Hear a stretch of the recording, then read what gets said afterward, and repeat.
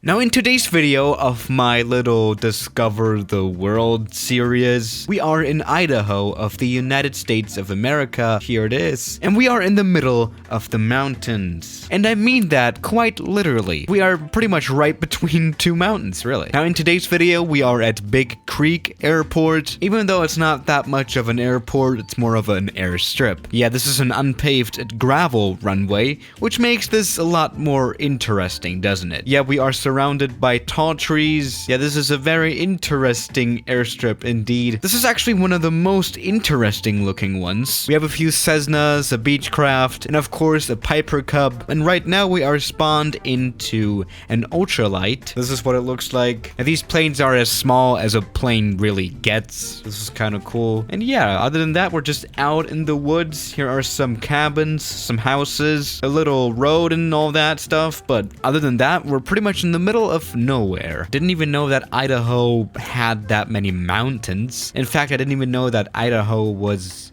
existent before. What is Idaho anyway? Yeah, whatever. I do wonder if any Idahos are actually watching. But let's just go ahead and take off this ultralight from here to get a little bit of a feeling of how the runway is. Let's see what planes we can operate here. Yeah, this runway is a pretty rough gravel runway. It's around 1 kilometer long, I think, which is not too bad, but you do not want to overrun here, do you? Let's check what happens if you do overrun this runway. You know, what if you don't make it? Oh yeah, this doesn't look comfortable. You just crash into trees, and down here is some kind of valley. This is not a very comfortable place to fly. It is pretty fun though, not gonna lie. That kind of rhymed pretty well. Let's just go ahead and try out another plane that might just not be as, well, agile as the Aerolite. You know what? I feel like flying a King Air today. There we go. Let's land this plane on the little airstrip that we have down here. Let's not fall apart. Jesus Christ, what's going on? This is actually at quite a high elevation. We're flying at around 10,000 feet, and as you might already know, a high altitude doesn't make flying easier, you know, especially at these airstrips, but the King Air will make it. Terrain. And we're gonna hear that warning a lot today.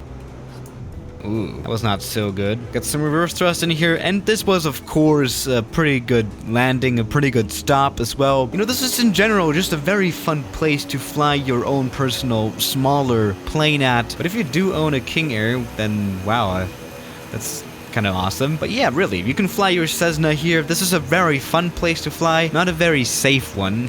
But I really like these bush kind of airfields. There we go. You don't really get to see these kind of small airstrips over here in Europe. You know, here in Europe we don't really have the middle of nowhere if you think about it. There we go. That was nice. Pretty hard landing, but it was necessary in order to land, right? And that was fun enough. Let's actually go for a bigger plane. Yeah, whatever. I think we can go big already. Let's try something like a Challenger 300, you know, like actual private jet level. Let's see if this plane can also be used as a bush aircraft. Disclaimer, do not try this in real life, right? Yeah, planes don't really like flying here, I guess. This is quite an approach indeed. Now, doing this landing in this plane, the Challenger 300, is probably illegal. This plane probably requires an asphalt runway or some kind of paved runway, like a concrete runway works too. But I don't think this plane is certified to land on gravel runways, definitely not. But let's see if it can. Alright. That was quite a nice landing. Let's stop. Obviously, we cannot stop as quickly on a gravel runway like this. Oh my goodness. Alright, that landing actually didn't work out. Obviously, I have to say that I landed quite late. I didn't use the whole runway, which is obviously a pretty bad thing to do. I kind of underestimated how long of a runway this plane actually needs to stop, and so we crashed, like, right into the parking lot. There we go, right into the cars, and into this thing too. Yeah, we are now dead. But yeah, let's just move on, I guess, right? I think I did underestimate the challenge here, but let's still go for a bigger plane. Let's actually try a plane that we don't always use, and that's the Q400. I mean, who doesn't like the Q400? Only because it's quite cramped and pretty loud. Just overall a perfect plane. Let's just go ahead and take off. Thing is though, this plane is actually pretty hard to fly on the pilot's side, but it doesn't use that big of a runway, which is good. At least in our case now.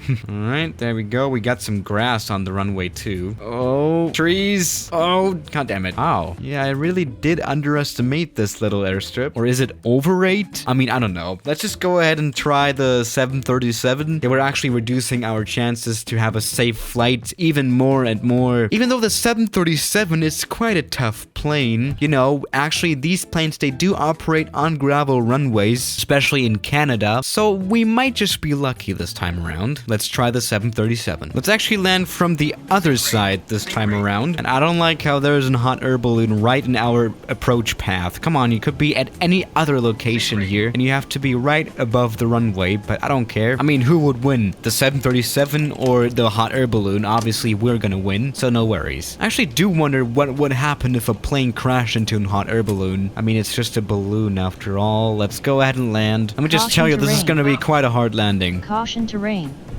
Alright, there we go. We've got some browning out going on as well, which comes from the reverse thrust. That is pushing dirt in front of us, but as long as we stop, right? Oh, god damn it. Okay, that's actually pretty damn interesting how we're not even able to land a 737 here.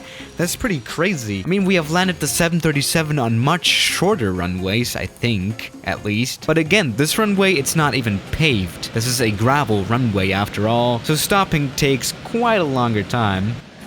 Oh, that landing was not good. You know, I applied the reverse thrusters in mid-air, which made us land very, very, very hard. But damn, we did not even make this one. So yeah, we did crash most of our planes so far. That's pretty bad. Let's actually go back to a smaller plane that could be able to operate here and might also be the biggest plane to be able to operate here. And that's of course the Pilatus PC-24. Yes, I really like this one. It's one of the most modern private jets.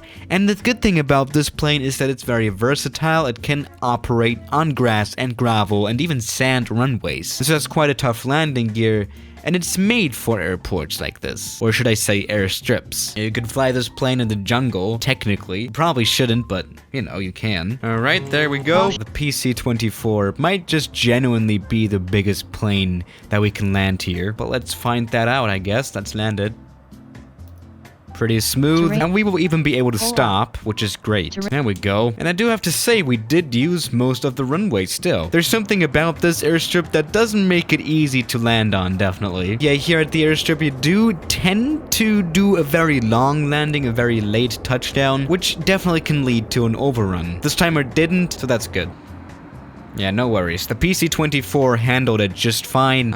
What could be a bigger plane that could make it? I think that's the C130, the very military plane that was even able to land on an aircraft carrier once, which is definitely pretty crazy. Let's see if you can fly it at Big Creek. Yeah, this airport definitely is a bigger challenge than I thought it would be. Alright, welcome aboard the C130. I mean, the C130 is quite a legendary plane. Let's actually try taking this one off first, and if that works out successfully, let's also land it here. Alright, some flaps. Yeah, here, just like the other planes, this plane also struggles to gain speed, to accelerate properly. Doesn't really want to do that, and we're gonna overrun too. That is very interesting. I mean, that obviously is gonna have to do something with the altitude that we're at, 5,700 feet. That's quite a high altitude for a plane, at least for a takeoff. Obviously, engines have a lot less power up there because they have less air to work with, so not even that was successful. Let's see if the C130 can actually land at least here. You know, taking off is harder to land, definitely, especially on unpaved gravel runways like these. Alright, welcome aboard the C130. Let's try not crashing this plane, this time around at least.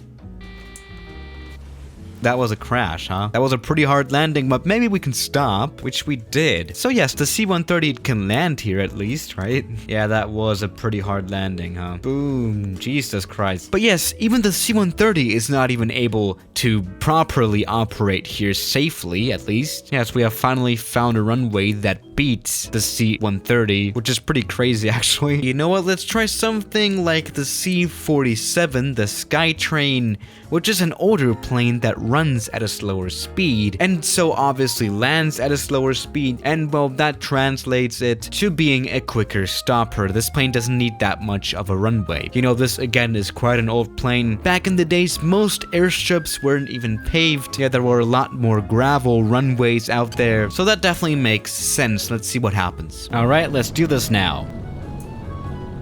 Well, as it turns out, the DC-3 or the C47 might just be the biggest plane that can safely operate here. By the way, for some reason, the engines here are shown as turned off here in the sim, but this landing was pretty safe, not very bad. There we go. So there we go. You know, obviously this plane is pretty damn slow, and so it lands at a slower speed and stops quicker, obviously. So yes, the DC-3 is the biggest plane that can somewhat safely operate here. And well, the biggest jet plane to be able to fly here is definitely going to be the Pilatus PC-24, which is definitely a lot faster than the C47, but it's also a lot smaller. So yeah guys, thank you for watching today's video, and I'll see you tomorrow. As always, good night. There we go, we can rotate. That was very beautiful again, no worries at all.